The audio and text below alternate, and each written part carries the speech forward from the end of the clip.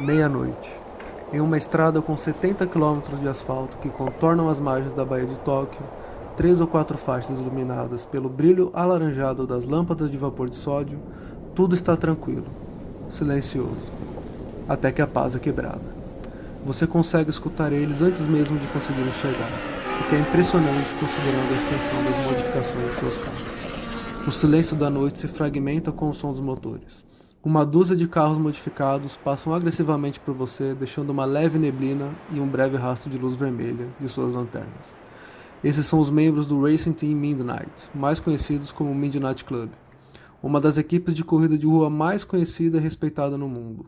Um grupo que ganhou fama e reconhecimento graças à combinação de corridas perigosas e um estilo de pilotagem agressiva, mas também anonimato e um rígido código de ética. Bom, acho que para a gente realmente entender como surgiu e o que foi o Midnight Club, é importante saber um pouco da cena automotiva do Japão na época. Depois da Segunda Guerra Mundial, a população japonesa se habituou a economizar uma boa parte do seu dinheiro, inclusive com o incentivo do governo. Então, com mais de 30 anos de economia e de um crescimento econômico e tecnológico foda, os anos 80 foram um momento muito bom para a indústria automotiva do Japão. As montadoras nessa época, elas perceberam que a população estava com bastante dinheiro nas mãos e a situação do país estava muito mais estável também. Então, obviamente, elas se concentraram em fazer produtos melhores e mais caros, porque teria público. Elas sabiam que elas podiam investir no desenvolvimento de produtos legais, como, por exemplo, motores biturbos e de grande cilindrada. E o governo japonês também estava em uma ação de desvalorizar o dólar em relação ao iene. Ou seja, tudo isso foi uma combinação que fez a economia do Japão explodir, no bom sentido. Nesse cenário maravilhoso, onde as pessoas tinham muito dinheiro para gastar e as montadoras estavam oferecendo carros muito legais para elas comprarem, era bem comum que os jovens da época ganhassem carros esportivos dos seus pais, já que eles eram de certa forma baratos. E bom, obviamente, se um monte de moleque está na rua com carros esportivos, o que acontece? Corrida de rua, né? E claro que essa galera saía em grupo para correr. Então não demorou para o pessoal formar equipes de corrida de rua e, consequentemente, criar uma cena onde as equipes disputavam as corridas à noite, apostando dinheiro e querendo criar uma reputação e tudo mais. E bom, como sempre, quando tem competição, sempre surge a necessidade de melhorar. E numa época onde havia bastante dinheiro e necessidade, não demorou para surgirem mais e mais ofertas de upgrades.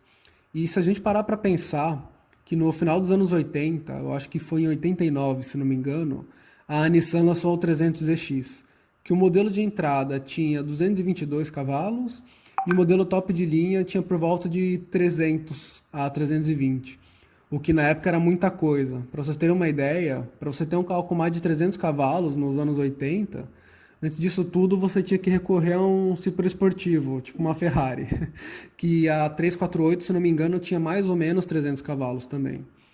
E claro que não foi apenas a Nissan que causou essa revolução. Então, logo o governo japonês percebeu que não podia simplesmente deixar isso acontecer sem ter nenhum tipo de controle. Então, teve uma espécie de reunião com todas as montadoras para tentar prever e estudar o impacto de ter tanto carro com essas potências absurdas para a época nas ruas e como o trânsito japonês iria se comportar com isso. E o governo também já estava ciente de que as corridas de rua já eram bem populares na época, então essa oferta de carros potentes era mais um alarme para as autoridades japonesas.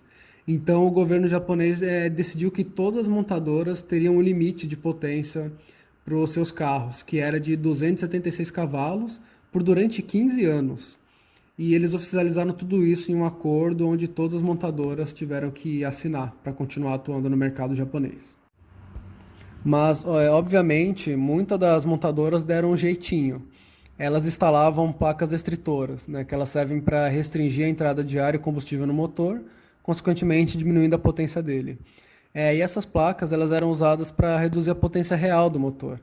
Então os carros realmente eles eram vendidos com menos do que os 276 cavalos do acordo, mas né, você podia remover essas placas e passar dos 300 cavalos facilmente.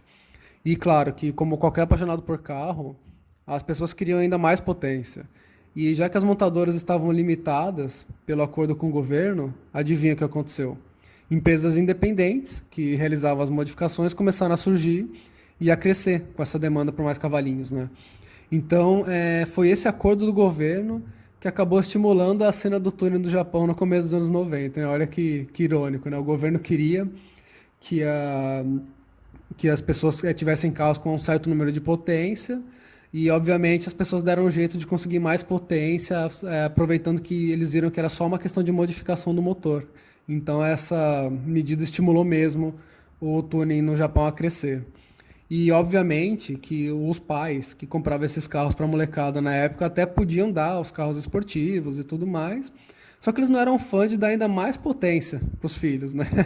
Mas é lógico que os jovens queriam mais potência, né? Quem não quer? Eu já estou ficando velho ainda, quero mais potência, imagina a galera mais nova. Só que acontece que o jovem também normalmente não tem tanto dinheiro quanto os seus próprios pais. Então, consequentemente, a indústria do tuning ela precisava desenvolver as peças para que elas não fossem muito caras, mas elas tinham que ser confiáveis ao mesmo tempo. As empresas até conseguiam fazer as peças com um preço mais acessível, mas na hora de testar essas peças a coisa ficava mais complicada. Foi aí que a JAMA, que em inglês é Japanese Automotive Manufacturing Association, desculpa pelo meu sotaque, que é uma bosta, traduzindo seria a Associação Japonesa de Fábricas Automotivas. Ela percebeu que as coisas de rua tinham um potencial bem interessante. Já que as restrições de potência implementadas nesse acordo do governo, elas se restringiam só às montadoras e ao mercado interno japonês, e não ao mercado internacional. Então a JAMA percebeu um certo potencial de lucro para a fabricação de peças para o mercado externo. O governo japonês então começou a apoiar as fábricas de aftermarket através de incentivos financeiros. É meio bizarro, né? Tipo, eles impedem que as fábricas produzam carros potentes, mas ao mesmo tempo eles estão incentivando as fábricas de aftermarket. Mas tudo bem que era meio que para o mercado externo, né? E faz sentido, porque qualquer modificação que melhorasse a performance dos carros japoneses e fosse confiável, faria com que eles se tornassem mais competitivos perante a concorrência ocidental, fora do mercado interno do Japão, claro. Então isso causou um crescimento ainda maior para a indústria de modificações automotivas do Japão. A JAMA conseguiu disponibilizar para essas empresas grandes até mesmo um acesso para uma pista oval de alta velocidade para o desenvolvimento dessas peças. Só que, né, é aquela história, um ambiente controlado nunca vai conseguir simular perfeitamente as condições do mundo real. Ou seja, não era o suficiente. Então, logo, as empresas começaram a testar os seus produtos na rua mesmo, né? Ou seja, não adiantou muito o incentivo do Japão para tentar tirar os caras da rua, porque eles acabaram voltando para lá para testar no mundo real, de qualquer forma. E, finalmente, a origem do Midnight. Então, com essa volta para as ruas, algumas oficinas começaram a se agrupar para fazer os testes e dentro desses grupos surgiu o lendário Midnight Club. Só um adendo, esse nome na verdade, pelo que eu vi aqui, ele foi um erro de tradução. O nome real seria alguma coisa como Racing Team Midnight, mas a gente vai chamar de Midnight mesmo porque é como eles são conhecidos. Mas enfim, o objetivo principal, ou inicial pelo menos, do Midnight, era testar os equipamentos, mas vamos combinar que era uma ótima desculpa para praticar o bom e velho racha. E esses testes eles eram sempre realizados à noite, que era o horário onde tinha menos gente, menos polícia na rua também. Responsabilidade com o próximo em primeiro lugar sempre, né, para eles. Mas, diferente dos outros grupos, o Midnight tinha um conjunto de regras bem rígidas. E até mesmo para entrar no grupo era uma parada complicada. Você tinha que fazer uma espécie de vestibular deles, né? E eu listei aqui algumas coisas que era necessário. Em primeiro lugar, ter uma ligação com as empresas envolvidas com o grupo, de alguma forma, mostrando que você trabalhava para contribuir com o desenvolvimento da indústria automotiva japonesa. Em segundo lugar, precisava saber mexer nos carros, pois todas as modificações e ajustes eram feitos na oficina dos próprios membros do time e você tinha que se provar a ser útil. Então eu provavelmente não conseguiria entrar no Midnight porque eu sou inútil. Terceiro lugar, participar de todos os encontros durante o ano inteiro. Você não podia faltar em nenhum, não importa o motivo, não tinha satisfação. Ou você participa de todos os encontros nessa fase de aprovação, ou se você faltar em um, você simplesmente tinha que esperar o vestibular do ano que vem, digamos, né? E também você precisava ter um carro capaz de chegar a pelo menos 260 km por hora, mas vamos lembrar que assim, o nível dos caras era tão alto que se você tivesse um carro que conseguia chegar nos 260, 265 no máximo, você ia andar sempre atrás dos caras, você ia andar com a galera de trás, para vocês terem uma ideia do nível de sanidade do carro dessa galera. E os membros também eram sempre instruídos a terem uma postura responsável e muito raramente eles corriam contra membros de outras equipes, por uma questão de confiança mesmo, já que eles eram muito mais organizados e tinham um código de regras mais rígido do que os outros. Mas o mais legal é que eles nunca se referiam às corridas de rua como corridas, mas sim como testes, pra vocês terem uma ideia de como os caras eram metódicos e tentavam justificar o fato de eles estar fazendo uma coisa errada na rua para um motivo mais nobre, né, que seria testar as peças que eles desenvolviam. E bom, obviamente que esses testes também tinham o seu conjunto de regras, né? A número um é ficar no mínimo uma faixa de distância dos carros civis. Número 2, andar com os piscas ligados caso estejam na faixa da esquerda, que no Japão seria a nossa faixa da direita, né? Que lá com uma mão é invertida, então a faixa que você anda mais devagar, no caso deles, é a da esquerda. Regra 3, luzes do farol, elas tinham que ser muito brilhantes e eles recomendavam que a pintura do carro também fosse chamativa, para que as outras pessoas pudessem te ver o quanto antes, chegando perto delas a mais de 300 km por hora. E a quarta regra, e mais importante, é nunca realizar um teste em via com trânsito moderado ou mais denso, porque, enfim, eles prezavam muito pela segurança das outras pessoas, mais do que da própria segurança deles. Então, uma via com muito trânsito, a chance de dar merda, de você machucar alguém, tanto do grupo quanto principalmente de fora, era muito maior. E, bom, essas são as regras, né, que eles tinham para os testes. Outra coisa bem legal é que como eles testavam os produtos novos, inéditos mesmo, tudo que tinha debaixo do capô era confidencial. Ninguém, além dos membros do grupo, podia saber o que os carros tinham embaixo do capô. E, obviamente, outra coisa que eles não queriam era a interferência da polícia. Claro, né? Eles tinham até mesmo aquela paradinha que oculta a placa quando eles passam por câmera de segurança ou radar, né? De virar a placa ou cobrir ela de alguma forma. E a galera era tão comprometida que alguns até usavam capacete durante os testes, né? Imagina, você tá andando, passa um maluco a 300 por hora, obviamente você não vai perceber isso, né? Mas enfim, é legal de pensar que o cara tirava a racha com capacete na rua, né? Outra parte da lenda do Midnight era como eles se organizavam para se encontrar sem chamar atenção ou sem que pessoas de fora do grupo soubessem e fossem encontrar com eles no local. A lenda diz que os avisos eram publicados em um jornal local de Tóquio, na parte dos classificados, e eles eram disfarçados em forma de um anúncio dizendo a hora e o local. Tem um exemplo bem famoso na internet, que era mais ou menos assim, abre aspas, bolsas com desconto de fábrica.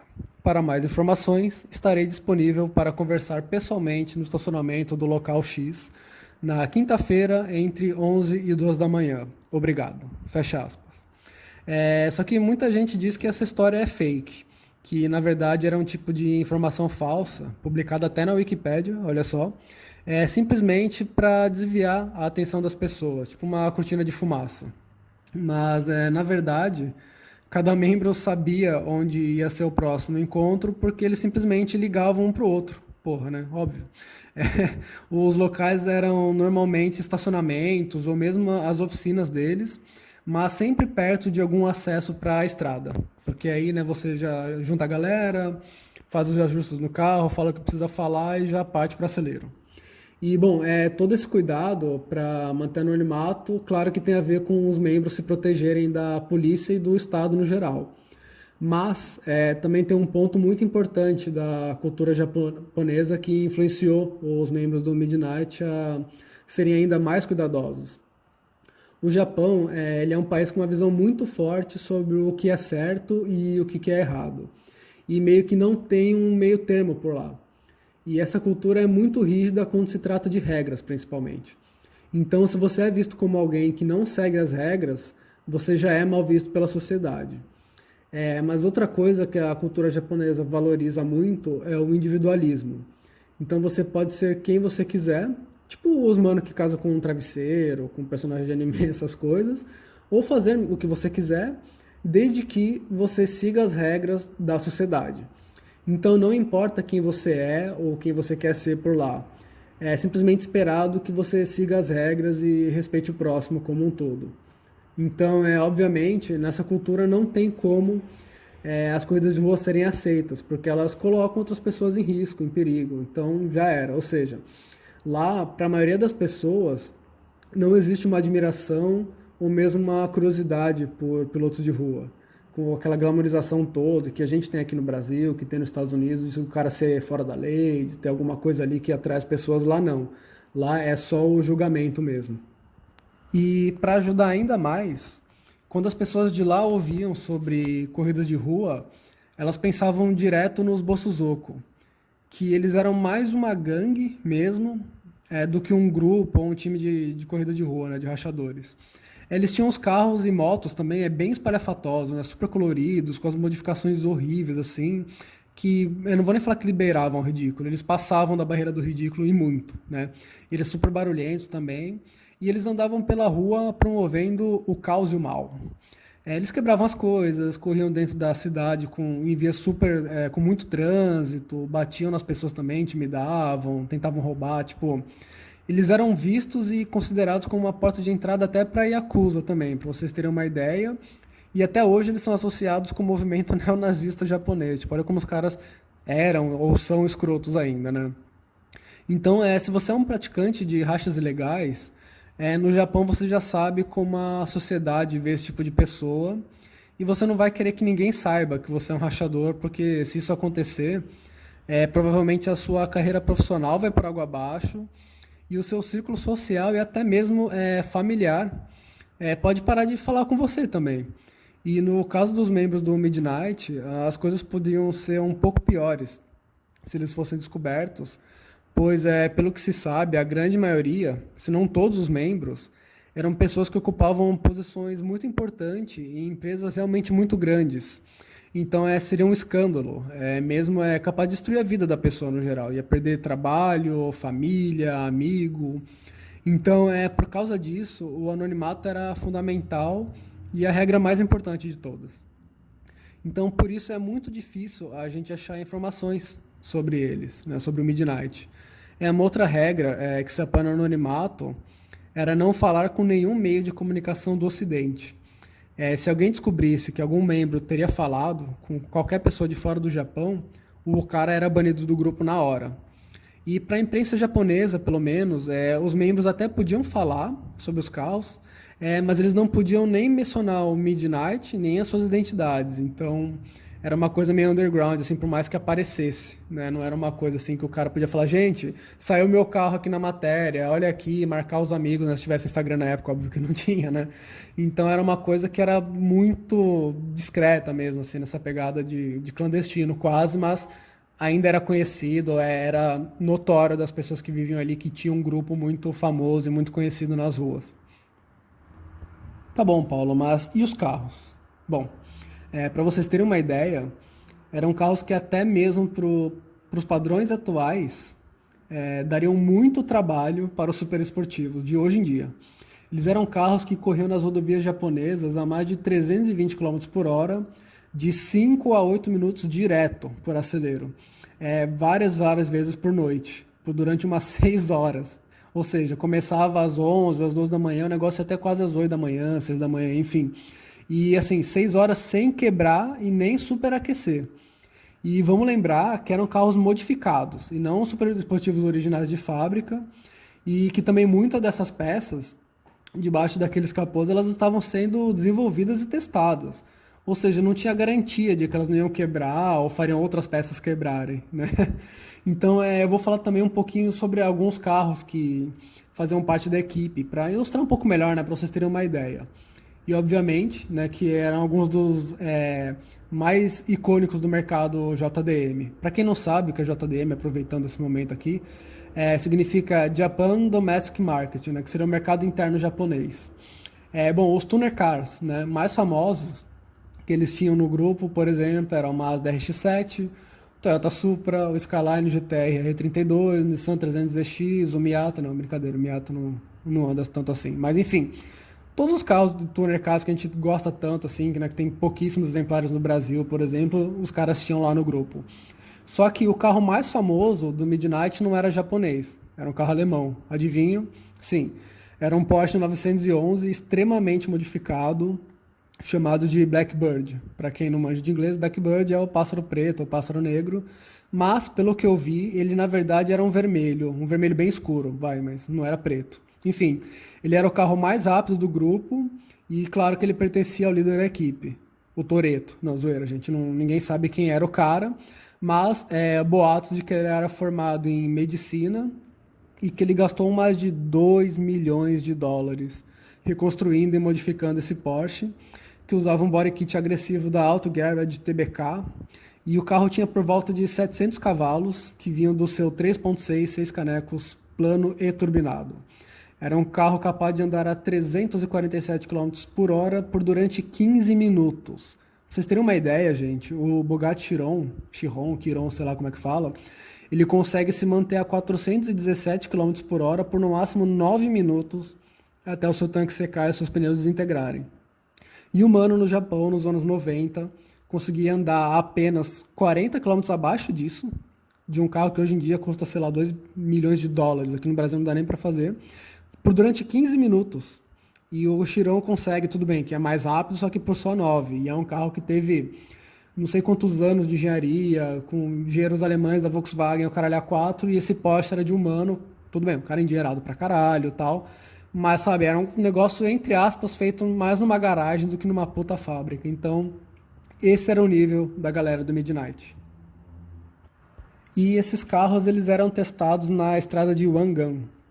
E pelo que eu pesquisei, essa estrada não é a melhor estrada do mundo para você correr. As condições do asfalto não são das melhores e o que acabava fazendo com que alguns carros que andassem muito rápido por lá pegassem alguns bumps e meio que fossem jogados para os lados e tal. Então, obviamente, esses caras tinham que trabalhar muito na estabilidade dos carros, desenvolvendo também todo o conjunto de suspensão de cada um. E claro, como o objetivo era sempre testar o carro em altíssimas velocidades, também era necessário desenvolver freios melhores, transmissões e tudo mais, na verdade, para que os carros conseguissem atingir a maior velocidade possível e se mantivessem nessa velocidade pelo maior tempo também, com segurança e confiabilidade. Olha que foda. E por que o Midnight se destacava em relação às outras equipes, né, em termos de desenvolvimento e aperfeiçoamento dos carros? Além da puta dedicação que eles tinham, claro, eles também eram pessoas com muito dinheiro e realmente comprometidas com o que estavam fazendo. A gente pode dizer que era gente grande fazendo coisa de gente grande. Acho que é a melhor definição que a gente consegue ter. E eles não, então, não eram um bando de moleque socando potência nos carros sem se preocupar se o carro teria chão para correr com o controle necessário, como a gente vê por aí nas ruas, né, galera? Enfim, então eles não se preocupavam para ver quem tinha o carro mais potente, mas sim quem conseguia usar melhor essa potência no carro. E então eles realmente procuravam projetos equilibrados, mas, obviamente, nivelados bem por cima, tipo, extremamente por cima. E tem até uma frase famosa que um suposto membro disse em uma entrevista para a revista japonesa, que a tradução seria mais ou menos assim, abre aspas, drift e autocross é para os fracos, a gente só corre pela velocidade máxima, fecha aspas. Então, os caras eram brabo mesmo, né? Uma coisa interessante sobre o Midnight é que não havia muita rivalidade entre os membros do grupo. Às vezes eles organizavam pequenas competições, né, de velocidade máxima, onde quem estivesse mais rápido no último quilômetro do trajeto ganhava. Mas era só por diversão. A rivalidade, a de verdade mesmo, rolava com outras equipes, que vocês provavelmente já ouviram falar, talvez não como equipes, mas como empresas de modificação. Vou dar alguns exemplos aqui. A Top Secret, a Veilside, que para quem já viu o Velozes e Furiosos 3 conhece aquele RX-7 laranja do RAM, né, que tinha o sticker da Veilside e o body kit e tudo mais. A Signal Auto, a HKS, famosíssima, e por aí vai, né? E sempre que rolava uma disputa do Midnight com essa galera e outras equipes, no mais também, o Midnight ganhava. Tipo, os caras, eles eram a equipe a ser batida. E diz a lenda também que eles chegaram a competir até mesmo com super esportivos das próprias montadoras. Falam que até a Porsche trouxe um 959 ou alguma outra versão de alto desempenho do 911 para competir contra eles. Eu, particularmente, Paulo aqui falando, acho que isso não passa de um mito, mas puta que pariu, né? Imagina que louco seria se isso fosse verdade. Eu acho que não é, mas eu torço muito para ser, porque, caralho, é muito foda, né? Tipo, uma montadora se dá o trabalho de trazer o carro dela pro Japão para competir com uma equipe de corrida de rua para ver qual que era melhor. Então, do fundo do meu coração, eu quero acreditar nisso. E, bom, conforme eles foram ficando famosos, surgia cada vez mais equipes tentando tomar a coroa deles. E para piorar, os caras ainda usavam uns nomes muito parecidos com o do Midnight, né? Para quem não sabe, Midnight é meia-noite. E as equipes que tentavam tomar essa coroa tinha a Half Moon, que seria meia lua, né? Lua crescente, minguante. Half Moon Night, aliás, né? Lua crescente, lua minguante, da noite, alguma coisa assim. Wolf Sun, o sol do lobo, ou qualquer coisa em inglês que lembrasse isso, né? E era uma galera que só queria ficar conhecida e ganhar fama em cima dos caras, né? Galera que assim, seriam os biscoiteiros da época, talvez, não sei, né? E enquanto o Midnight mesmo, eles só queriam correr, tipo, meu, eu só quero correr, sabe? Me deixa. Outra coisa que rolava com certa frequência é que o Midnight eles tinham um adesivo que era como se fosse um retângulo prateado, quase cromado, escrito Midnight, e que os membros colocavam nos para-choques dos carros para eles se identificarem quando estivessem andando na estrada e tal. E, obviamente, tinha uma galera que não era parte do grupo e começou a usar esses adesivos. Então, assim, tem relatos que esses carros que usavam adesivo sem ser do grupo eram meio que vandalizados. Tipo, na rua, o cara parava o carro lá para visitar a namorada, ver os amigos em algum lugar no restaurante. Quando ele saía na rua, podia ter o vidro quebrado, a lataria amassada e tal, porque dizem, né, que era uma coisa que você tinha que merecer mesmo para ter no seu carro. Então, se alguém do Midnight visse um carro que não era do Midnight com adesivo, ele ia fazer algum mal para esse carro. Então, galera, chegou a parte triste desse episódio, que é o fim do Midnight Club. Uma outra coisa que é muito difícil de saber é a quantidade de acidentes que tiveram envolvendo os membros do grupo.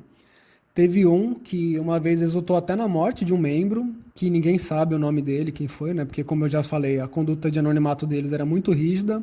O que se sabe é que ele dirigia um RX-7 preto, e existe um rumor de que na lápide desse cara, onde ele foi enterrado, tem o RX-7 também. Eu não sei se é uma escultura, ou é uma coisa engravada na lápide, enfim. Mas é um rumor também só, né? Vamos continuar.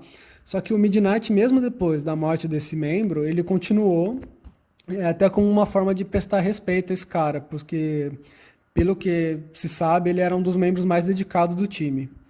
E lógico que, apesar de todas as regras de segurança que eles tinham, tiveram mais alguns acidentes grandes, inclusive 2 acidentes, e que houveram pedestres como vítimas. Só que eu não consegui descobrir se essas vítimas, algumas delas foram fatal, né, se alguém morreu. Mas houve um acidente que ficou mais conhecido e que foi, pelo que disseram, o que causou o fim do Midnight. Ele aconteceu em 99, quando alguns membros do Bossuzoko, que eu mencionei mais cedo, estavam de moto e acabaram encontrando alguns membros do Midnight e começaram a correr com eles. Apesar de ser uma regra do Midnight de não aceitar o desafio dos Bossuzoko, esses membros que estavam correndo nesse dia acabaram aceitando. E essa corrida acabou chegando em uma área com muito tráfego, com muito trânsito. Então, teve uma batida que acabou se espalhando, né, efeito cascata, por causa da quantidade de carros do local. Então, 2 membros do Bossuzoko morreram, que os caras estavam de moto, né? Então, qualquer acidente com moto é muito mais perigoso para quem se envolve. E 6 pessoas comuns, né, japoneses civis, vamos dizer assim, e mais 2 membros do Midnight foram hospitalizados.